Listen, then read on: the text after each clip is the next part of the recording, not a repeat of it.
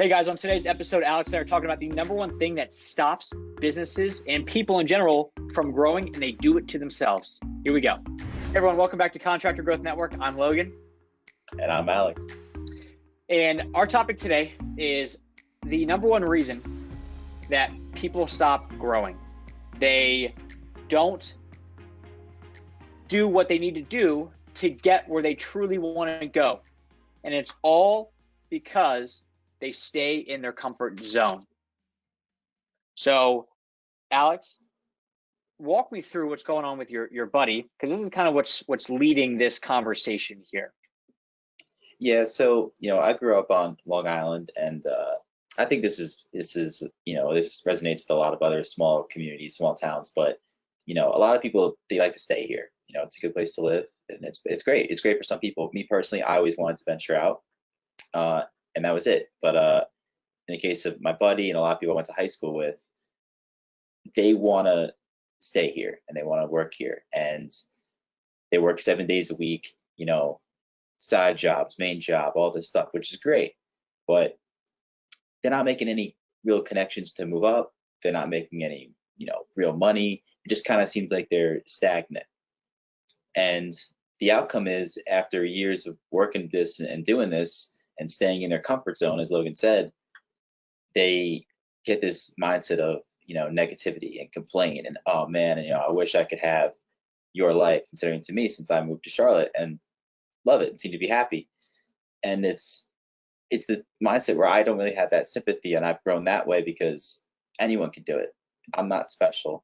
I created my own opportunities, and I jumped out of my comfort zone, moved 5 states down south, and, basically started a new life and started a new comfort zone and expanded my horizons. And, I personally think that's how you, grow as a person, and you could take advantage, not advantage, but blow past people, if you will, in business and in life. So with my buddy, it all comes down to just stepping out of his comfort zone, and he's afraid to do that. And no matter how hard you work, if you're not afraid to jump out of your comfort zone, then you're going nowhere, and you're basically working like a fool and not working harder, but not smarter. And that's what I think a lot of people do. They stay in this comfort blanket, if you will. Like, imagine like when you wake up in the morning. Like, I get up at 5:40 because I go work out. I'm there by 6. And every single day that I get up, I don't go, man, thank God I'm getting up early. Every day I'm like, in my head, I play this mini game of, well, is it really worth it today? Because it's so nice in that blanket that I don't want to get out of bed. But when you do that, you sabotage everything else, because I know that if I work out, I'm done by 7, and then I'm fully awake. I got my endorphins going. I'm good to go. But man, it is so easy just to hit snooze twice and then go, well, I missed the gym. Let me just stay asleep.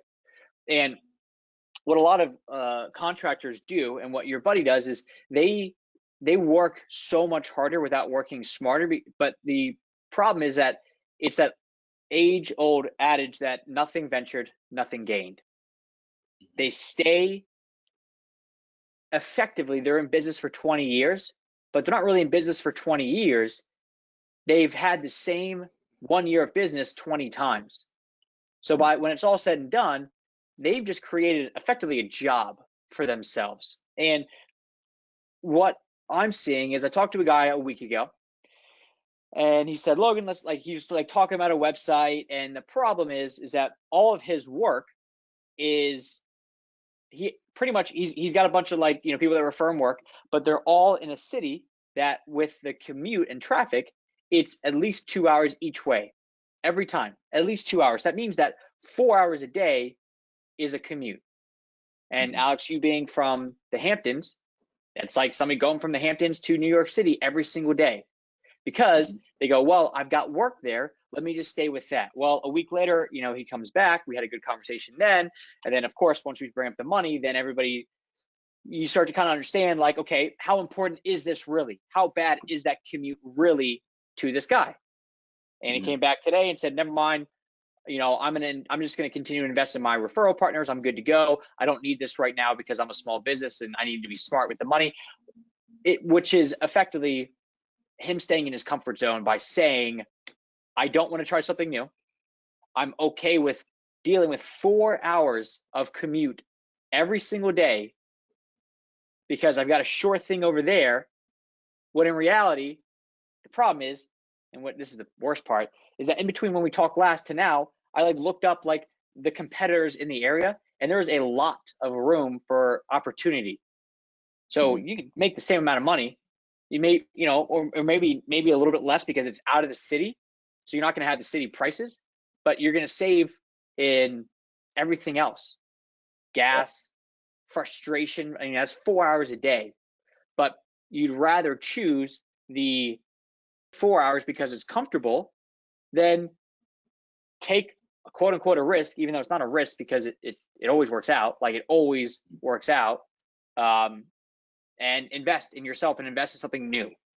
So with your buddy doing the same thing, he'd much rather stay in his head, work 7 hours or 7 days a week, very hard, and make no money versus doing something uncomfortable, which is raising his prices by 10%. Mhm. And when you do that, you can work 6 days a week or whatever it is. I mean, you can make a lot more money just by raising it a little bit. And most people, you're not going to lose a job because you're 10% higher. You're going to lose a job because you don't know how to get better at something and you don't know how to Yeah. provide the value and really speak to the customer. So that's what I see a lot of is a lot of people would much rather, and it's what it really is it's, especially when you're new in business, I kind of get it because I was there. Like you have this like, well, I'm new, I don't want to mess anything up, but, and maybe I just did a really good job of selling the idea. Um, but you really have this scarcity mindset that, Mhm. if I make this one decision and it doesn't turn out well, my business is done for. I'm totally screwed.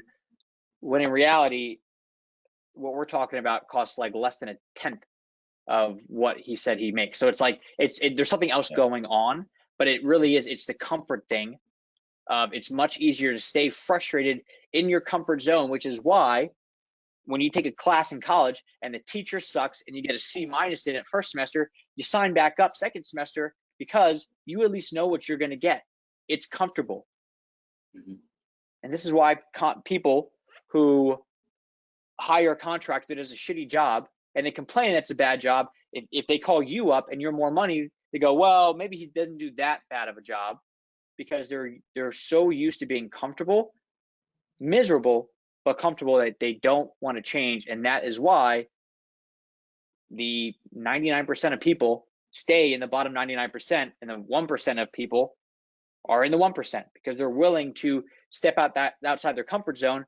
And even if it all goes wrong, they make the most of whatever happens. Yeah. Yeah. I used to think it was a location thing. Like people get too caught up in where their roots and all that. But now I think it's more of, the comfort zone. And I think it's more of people just don't want to be able to take that, 1% risk. I know a lot of people that grew up around here that grew up companies, kept buying and buying and adding and growing, and they're this huge Mongol. And there's nothing wrong with just staying where you're from and staying in your roots. But it's like you said with the commute. If what sense is growing a business in New York City when you could grow it just as well 2 hours away and not have to commute every day and have a better quality of life? For me, it's quality of life. I'll take less money for a better quality of life if I'm going to be working, 14-hour days, 7 days a week, and for a little bit more. That's not worth it to me. And I think it's a lot of people from where I'm from that have that mindset that it's like I'm just going to work, work, work until I'm 35, and then um, you know figure it out from there and see where I'm at. Well, then next thing you know, you're 45 or 55, and you're like, wow, I've been in business for 30 years, and what have I really accomplished? I'm always struggling every day. So it's everything's a grind. It's definitely not easy, but that risk of stepping out of your comfort zone, like you said, it's not really a risk because it's self-fulfillment too. There's so many other like wins you can get from just stepping out of your comfort zone. And like with your buddy or this guy that I talked to, they're gonna, if they ever want to change, they're gonna have to rip the band-aid off at some point. But Hmm. the problem is when do you decide when that is? When does your buddy Yeah. go, okay, because it's not like he can go, and if he's not making any money, it's not like he can say, well, I'll do it once I make $1 million because then I can invest in doing something else, because he'll never make the million because he was not stepping outside the zone. Or with this other guy, like it's like that's fine, and you can continue to build up your referral partners there, But at what point do you rip the Band-Aid off? Because you're going to have to start from effectively zero here as well. So Hmm. do you want to do that in a few years after you've driven collectively, several months just sitting there in your truck by yourself? Or do you want to just rip the Band-Aid off now and establish the foundation there, which you'll be set? You can drive Yeah. 5 minutes to a client's house versus if something goes wrong, you got to hop in your truck in 2.5 hours there, 2.5 hours back. And God forbid, what if you don't have your estimating process in place, or your sales process in place? Now it's an entire day just to give one estimate. Yeah. But it's to answer that question, when do you take that risk? For me, if it's an age thing, when you're younger, because there's more time to maybe, if you fail, recruit it or start over, and you're a little more, whatever, just go for it. But if you're newer in business, or you're making a big switch, why not take as many risks as you can? That see what direction you go to. It's like if you stay in your same comfort zone, it's like what we talked about rebranding a few podcasts ago. If you stay in that same comfort zone, it's the same thing's going to continue to happen. But if you take a different approach, take a different risk about it, it could be a different outcome. It could be better. It'd be way better and lead you down a better path. So I think it's when you're new, or if you're like, I just need a completely different mindset, completely different path about things. Go ahead and take a risk and say, you know what, we're going to do it different. We're going to start selling our services 10 miles out each way. So we're going to have a more wider range or something like that, something. Yeah, and it's crazy because I mean, for me, like, I enjoy the risk now. Like, I love it because, like, I now realize we always make the most of whatever we're given in life. Hmm. Like, if you're given a really bad hand at this point, like, you have no choice but to make the most out of it. And that was something that I remember, like, when I was getting recruited to different colleges for diving, one of the guys who was on the team at University of Texas said, look, like, it'd be cool if you guys came here, but I'm going to be honest, you're going to make the most out of any school that you go to. So just enjoy wherever you go. And I was like, that's 100% true. Like, It's good. you do a business venture and it doesn't go well, and that doesn't define you in your life. Like, it's just, you learn. Now you know. But if you Hmm. never venture there, you're going to wake up and you're 65 years old and you're going to look back and you're stuck. That was Jesse Itzler, the guy who his wife is the owner of Spanx, but Hmm. he was telling the story how he went to his like girlfriend at the time, like her dad was like really well off in New York, and he went there and he said, look, I got this other guy that wants to pay me, $50,000, but he owns 10% of anything I do for the rest of my life. Hmm. And he was like, I have no money right now. Should I do it? And the girlfriend's dad said, you're missing the whole point. Like, the fun is not the end. The fun is the process during it and like the risks you take. So it's the process, because when you take that risk and it pays off, which again, we make the most of whatever we're doing, you have that high. Like, I'm not naturally like, I don't gamble. I don't ever go to a casino. And if I do, it's like in Vegas and I just like watch people play. Like that's fun to me, Hmm. but I'm not like a gambler. But like in business, like these risks, like those are fun to me because it's like Hmm. maybe this is where I'm getting like my gambling high from, but it always works out. It always somehow it's worth the money. And I mean, this year we've spent, like 80, 90 grand on just like different programs to help us out. Hmm. And in every program, like we've at least gained 10 times the knowledge, even if it hasn't like immediately like, Logan, 20 grand, here's how you do this. And then I do that and it doesn't return 200 grand immediately. I know that down the line, it will always come back Yeah. but it's also stepping out of the comfort zone is now fun for me because I see the benefit of it. Yeah. I was gonna ask you, like, what do you think your most the scariest risk you took, that you were like, this is gonna be risky, that like the biggest leap out of your comfort zone you had to make? Was it like, spending 80, 90,000 more this year and like, learning more knowledge to grow the company, or was it just opening your company in general? Starting starting's Yeah. always the hardest thing. I remember my dad came to me because I was working at Indeed at the time, and he came to me and he said, Logan, how much money do you have in savings? And I said, I could probably live for about 6 months. He said, okay, great. Is that worth it for you to like try this on your own and figure it out? I said, yeah, it is. He goes, okay, then what's stopping you?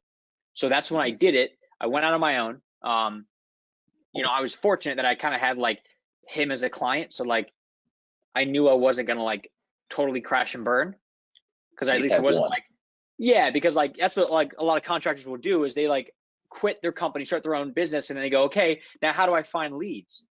And like I commend them on that. That's awesome, but there's no plan in place. At least with me, I had him plus I had a couple other like clients, and that's why because I was doing that nights and weekends, so I knew I at least had savings plus as long as they didn't fire me for a couple months, enough money to get me by while I try to start this thing up.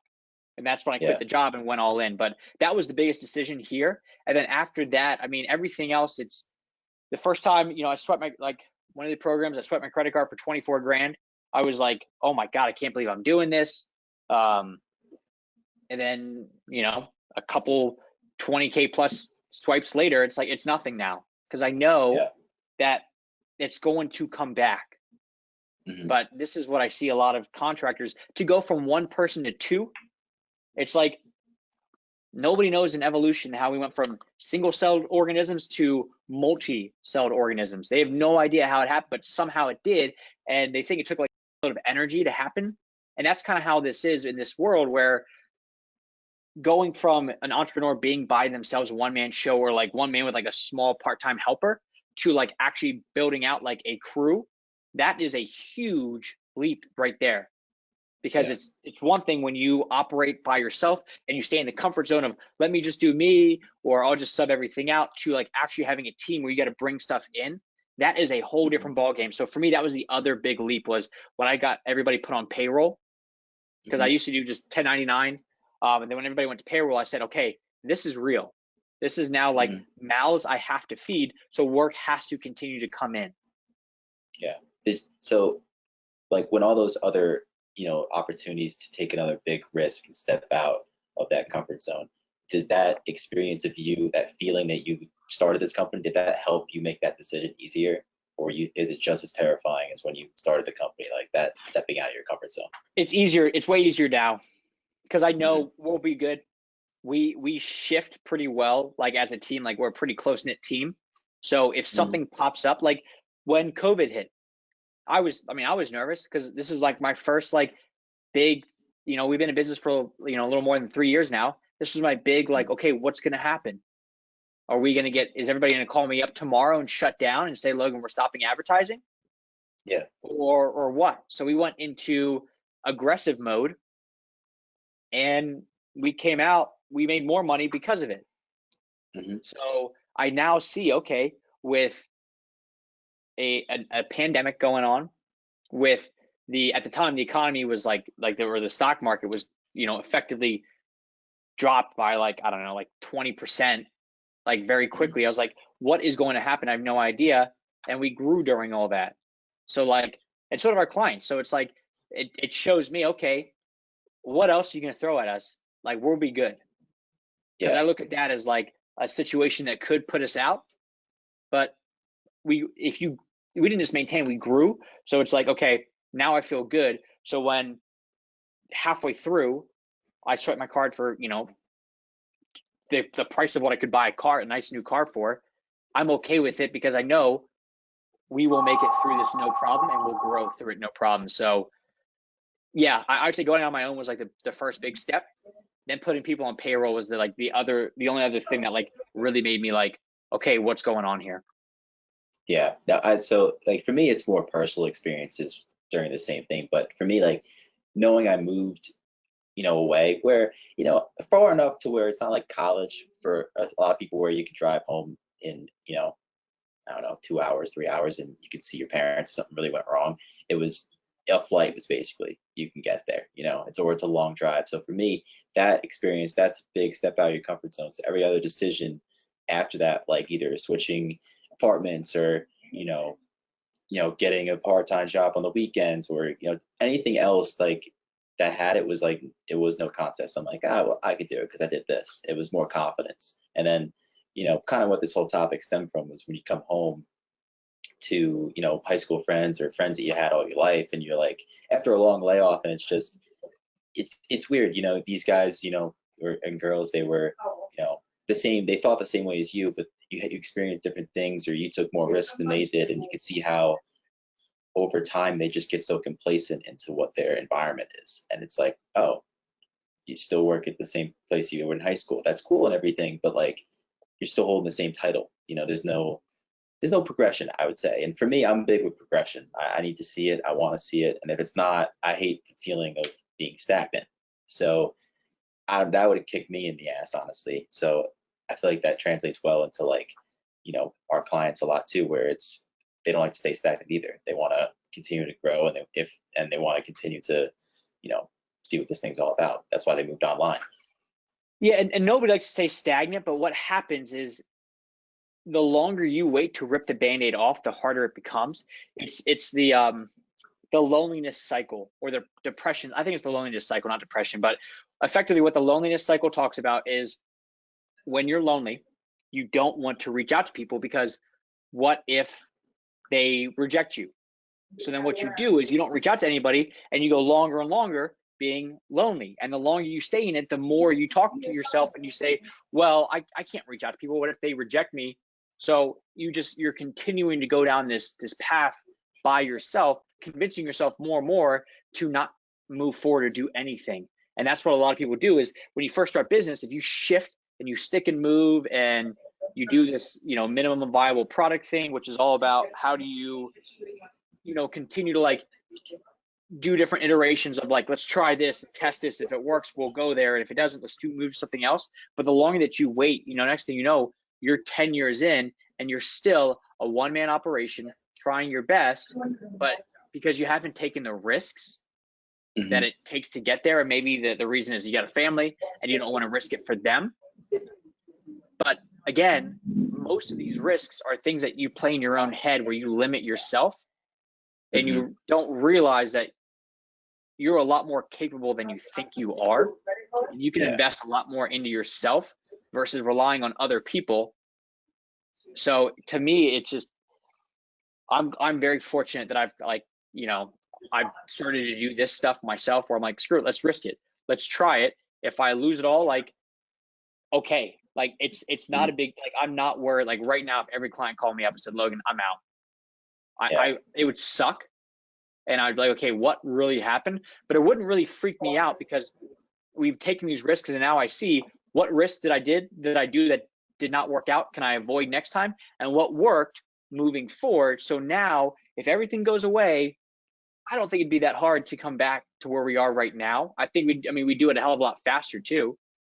But I now know what I know because I took these risks of screw it, let's invest in this, let's invest in that, let's try this and try that. And I would say 95% of the things that we've tried worked out, and the things that we didn't, we learned from. Yeah, for the most part, I'd say they're calculated risks too. They're risks that you have that clear vision and goal in mind, so that's what you're working towards. It's not like you own a marketing company. Let's go buy a gas station and put the company up for for collateral. It's calculated, and like you said, if it fails, you're gonna.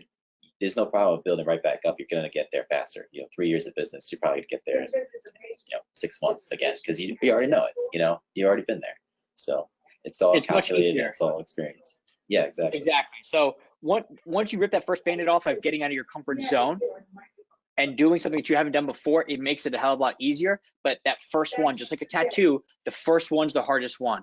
Then the second one's the second hardest one. And then by the 10th tattoo, it's nothing. You don't need to think about it. You just end up doing it. And when it's all said and done, you're typically happy with it. So I guess that's what we can kind of leave it on with, like, your buddy, like the guy, he's working 7 days a week. The contractor that I talked to that is driving 4 or 5 hours every single day. It's just, it takes one little step outside your comfort zone. Try something new, because eventually you're going to have to rip off that Band-Aid. And the longer you wait, the more you're going to talk yourself out of ripping off the Band-Aid. And the more that you're going to be stuck in this pocket, AKA it's like laying in your bed, hitting snooze over and over and over, until eventually, at what point do you say, screw it, I'm done hitting the snooze button. Let's just get out of bed. Because you're going to have to at some point. Otherwise, you're just going to be stuck. 25 years later, you just had the same year in business 25 times. And what do you have to show for it? Yeah. And it becomes a bigger risk at that point than it really was 25 years ago when you could have made it. So. Exactly. So wrap all this stuff up. Here's something, no risk, right? We have a new program. It's all based on the website, but the website comes with a couple of things now, where as long as you do these other couple things, which if you want to talk about it, go to contractorgrowthnetwork.com, but it has a 10x guarantee, meaning you get the site and you do these other things that we're talking about, we guarantee that you will make 10 times the amount of money in a year, or else we'll give you all your money back. So that is effectively zero risk, because all you're going to do from there is either you're going to get a bunch of free stuff that's amazing, or you're going to grow your business big time. And the 10x is just in the first year. This stuff compounds. It's the internet, right? It's each year goes up 10x. Maybe not quite 10x, but like the first year it goes up 10x. The next year it's 5x, but 5x of 10x already is, let's say you go from 10 grand to 100 grand, and then 5x of that is 500 grand, and then 3x of that is 1.5. So it's like you're still on this upward mobility, but you need to start somewhere because everything compounds. So if you want to do this, it's risk-free. You got to put in a little bit of work, but I guarantee you, if you do it, you will be so much further along. ContractorGrowthNetwork.com. Alex, thanks, man.